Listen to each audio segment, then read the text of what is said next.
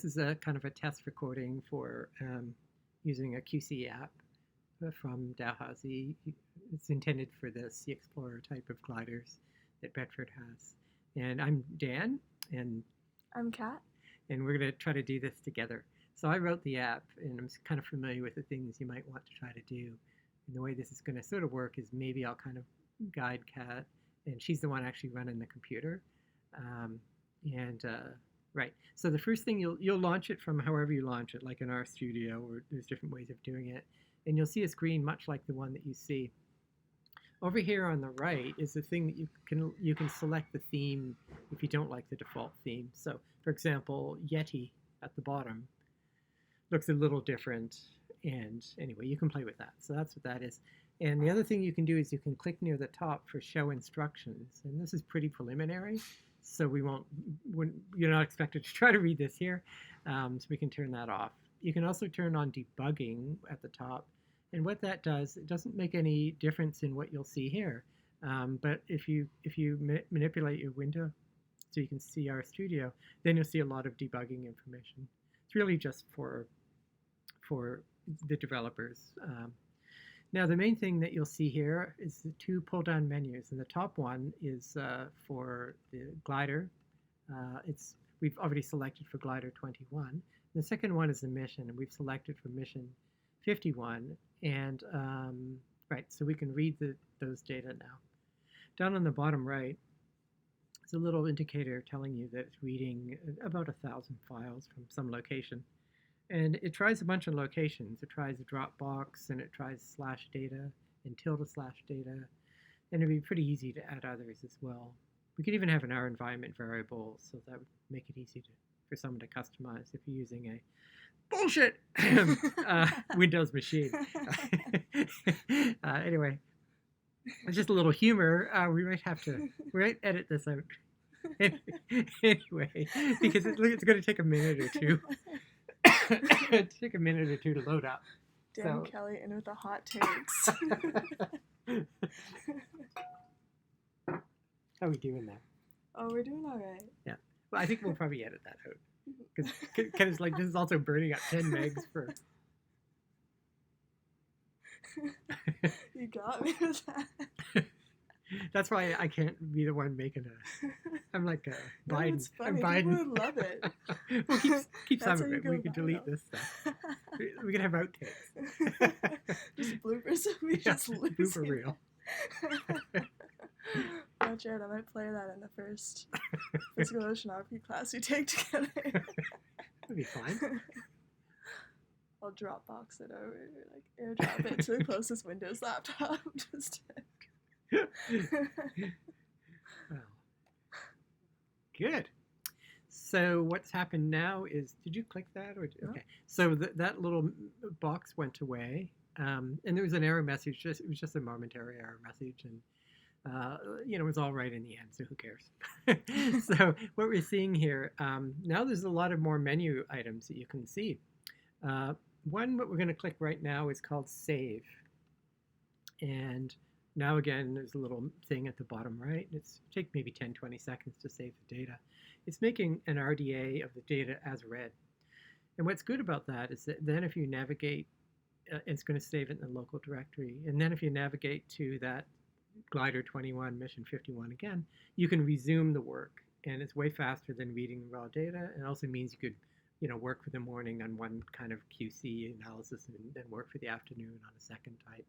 Now that's already done, so the other menu items you can see, this column here, the plot, and it's showing pressure as a function of time at the moment. Can you scroll up so we can see the time axis? Yeah. So, yep, so it's a few weeks or whatever it is for this mission.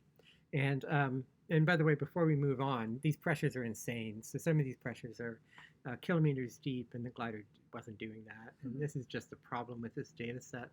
Actually, there's a little... we've made a little way of despiking pressure. So this is this little button up here in the top. So if we click that one, what will happen is that those wonky pressures will be removed, and you can see something a little more reasonable.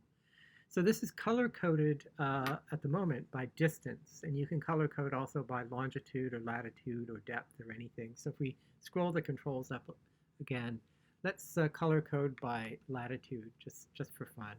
And what you'll see then is, takes a little while. What you'll see is that it was north and then it went south and then it came back north. Anyway, that's fine. So these, and you can see these little, this near the top, these little like comb structure is when it was coming to the surface and sending information back to the satellite. Oftentimes the data near the surface are bad, which we'll see in a while. Okay, so maybe let's go and we'll change the plot type to salinity as a function of time. And it takes a second to update it. Now you can see that the salinity, and by the way, temperatures tend to be okay in these it's a pump seabird thing is what it is. And the temperatures tend to be okay. That pressure, I think, is a data reading thing. I think the actual pressure sensor was fine. But we see some data here which are clearly not good in salinity, and it's going down to basically like 0 salinity. And the color coding is not the very best. Can we color code by nav state, Kat? Absolutely. Nav state. That's the navigation state. And this color bar on the right-hand side is going to change into a bunch of little dots. And yeah, so that's a little better. We can see then that there's, looks like maybe 4 or so times that are quite bad. Now, if you put the mouse over by this green one here, and just don't do anything, but if the reader or listener, whatever the person is, viewer, whatever it is, the audience, you can see this is yo 184, and the yo is when the machine goes down and the water comes back up. It's like a yo-yo thing or something. And so yo 181. And over in the right, I call this a status line, and over in the right of the status line, it says that the double-clicked yo is, well, it doesn't know it. So if you can go ahead and double-click where we are, now the double-clicked yo is 184. So we've kind of selected that one. Now if we scroll the window back up, we're going to change the focus from mission to yo. And it takes a second, and it's filling in 184 for us. So if we scroll back the other way, and we're seeing here salinity as a function of time. And clearly these ones at the beginning are bad. So the thing we can do is we can brush over them. So put the mouse at the top left and pull down and just go over. And yeah, and as you release it, and those kind of wonky data will go away. I think they're a little bit better. So let's go back to the mission view here, and we should see that that wonky looking, the first one at 184 will be gone now, so we will have cleaned that up. So that's happened again. So we're probably going to skip the videos, but we're going to do something, but we're going to remove it. We're going to clean up the rest of these. So this will be the pause time. And you, oh no, we'll do it this way. So we'll do it this way. It's the second way. We'll clean them up right here. And they will be gone. I will be done. Okay. So let's maybe double click on this guy. And I want to just see if we can do some a little more careful. Yeah, we go to the mission, to the, I'm sorry, yeah. And let's see, let's go to a, I'm not sure how that works with the double clicking. It's 184 still. I thought we fixed 184. I thought we did too. I think it just didn't update the 307. There we go. Yeah, 307. Okay, so yeah, maybe you have to really pound your thing. So this should say 307. Good. So let's change to, okay, so this is salinity versus time, which is a good view. And maybe before you brush anything, Kat. So when I look at this, I see that there's some bad, not insane, it's not 0. I have no idea what the heck is going on. And one thing a person might try to do is just brush out the clearly crazy ones. Frankly, I don't think the data are that valuable that would argue for keeping them. These are, as it turns out, near surface data. If you can go to pressure as a function of time graph. So those data are all near the surface, and they're bad salinity, and I don't trust them, and I don't like them, so let's brush them out. Let's go to the salinity. No, we'll keep this view, and we'll brush them out. Just brush all of them out. And then we'll go back to the mission view, and mission view, and we'll go to the salinity as a function of time graph. And we ought to see that we've cleaned up another, and there's probably 3 left that should be cleaned up. And maybe we'll do them. Oh, let's go to a temperature versus salinity graph now.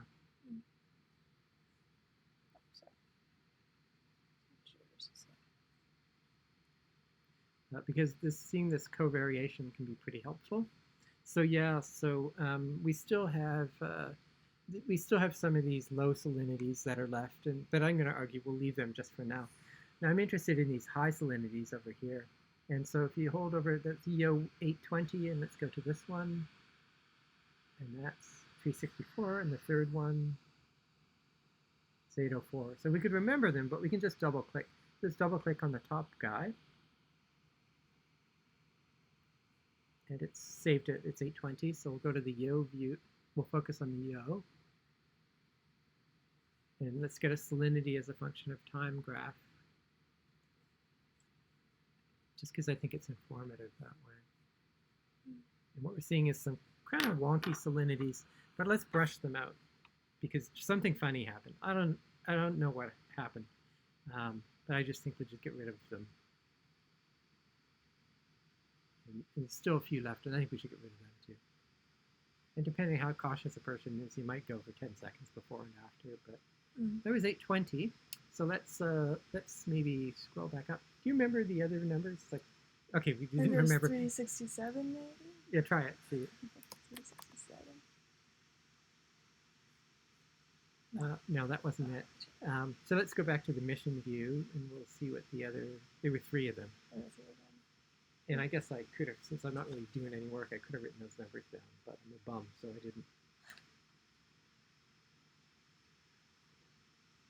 And let's go for the TS view, though. Okay. Because now we're kind of focusing on the high salinity problem cases.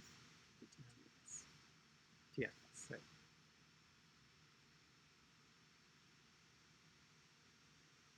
Maybe, yeah, I'm going to write them down. So that's 711. 711. Yep. And what's the other guy? 804. Okay. So, I've just written them down. So we'll go up to the Yo view. Yo focus, I mean. And so let's go 711. And, yep, so scroll up. And so there's something funny going on there, and we're in the TS space. I still would like to go into the salinity as a function of time space to do this removal, because I think it's salinity that's wrong, not temperature. So there's a kind of a funny spike. So let's remove that spike. And I don't even believe these high ones. Okay. So we'll just get rid of this whole section. Yeah, I would just. Oh, that's good. And by the way, for the listener, all of these operations, each one is being saved in R. It's called a list. So every one of these has been 10 operations so far. They're all been saved. And what view we're on and what data points we flag from a good status to a bad status. And later on, there'll be an undo for this. But okay, so let's go back up to and let's go for Yo 804. Maybe before we do anything else, and just don't click on this one. But if you go flag Yo, it just completely removes the whole Yo. Oh, okay. Sorry, don't click on it. It's fine. It's fine. So basically, you probably, I think, don't want to do that, because if your Yos are really valuable, like there's some biologist who saw a sea turtle right after that and wanted to know something about the water. But we can't. We don't have that undo thing. So that Yo is gone, so that you can see the graph is gone. But we'll change the no data to plot. So go to the mission view. Just so ready to do something.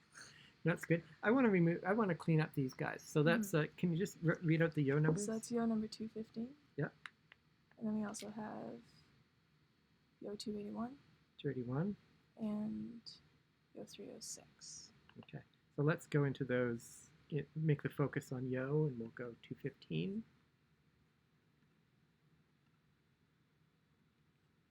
And we'll just type in 215 because yeah.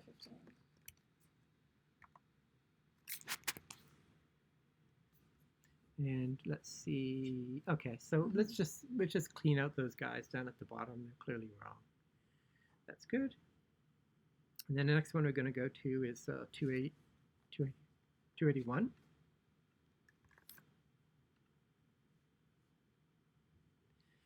And these guys are clearly wrong. And next we're going to go to 306.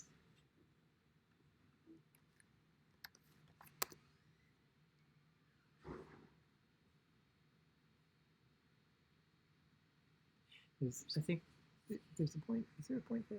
No, it's just a piece. It's just a speck of my So street. there must be. Oh, there's a point over here on the we right. go. Yeah,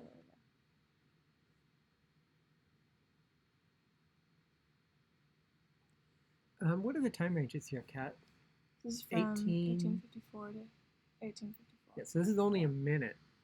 Let's go to pressure as a function of time.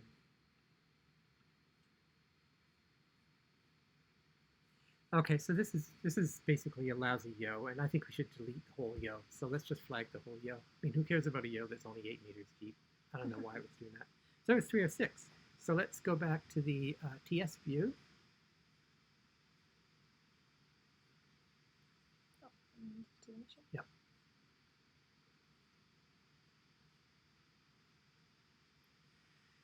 Okay, so we have one. Let's just brush these guys out just for the interest of time.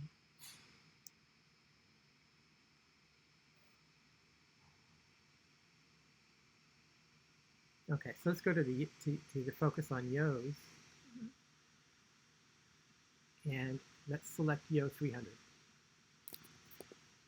It's just kind of a random one, but okay. So I want you to get a density profile for me. Pressure, density. Now, there's weird things all over here. Down near the bottom, it's like, oh yeah, go to the plot type and make it into be line. It's points right now, make it into be line. So there's weird stuff going on here. Some kind of a weird connection, and there's a weird thing here. So there's more stuff that's definitely wrong here. And now go back to points. Yeah. And I want to see if we can tell by the nav state. So these magenta ones are inflecting upwards. So another trick that you can do with this program is you can unclick. So up here in these checkboxes, so if you unclick that one, these ones will disappear from the view. I still don't really like what's going on at the bottom here. This machine is coming up from the bottom, and the density was low, and then it went high, and then it went low again, which physically is really unlikely. Usually the heavier fluid is down below the lighter fluid. So what's happening, and also if you look near the surface, you can see those red points, and they had a low density. So there's a weird thing going on where dew pressure is a function of time.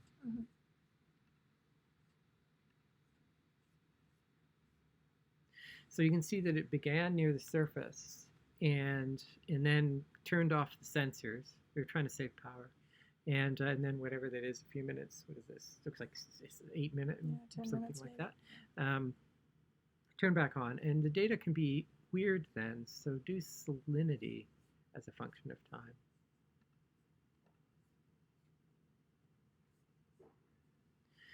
So I think when the power is just turning on, the salinity is thought to be low, and then it increases. And I think what it's doing, the machine or the processing tool chain, is averaging some of the previous salinities, which were low, rightly or wrongly, I don't really know, but perhaps rightly. And so we have a scheme to try, and so I don't believe, once the power turns on, I don't believe the first seconds or some number of time of data. So we have another slider, okay, which is up here called hide after power on. So slide that over to 10 seconds, Kat. Yeah, that's fine. And the graph should update. Might be a bug if it's not doing it. Slide it all the way over to 60 seconds. I'm not seeing the graph updating here, actually, which I would call a bug, which I should look at. Oh, wait, there we go. Is it different, though? No. But it did change. I think I'm not. Go to a the TS diagram. TS diagram. Yeah. And now slide that button back all the way to 0, and we just want to see if the plot changes. No, so there's a bug in this program which Oh, wait. did Okay. did No, it updates, but it yeah, doesn't it updates. change.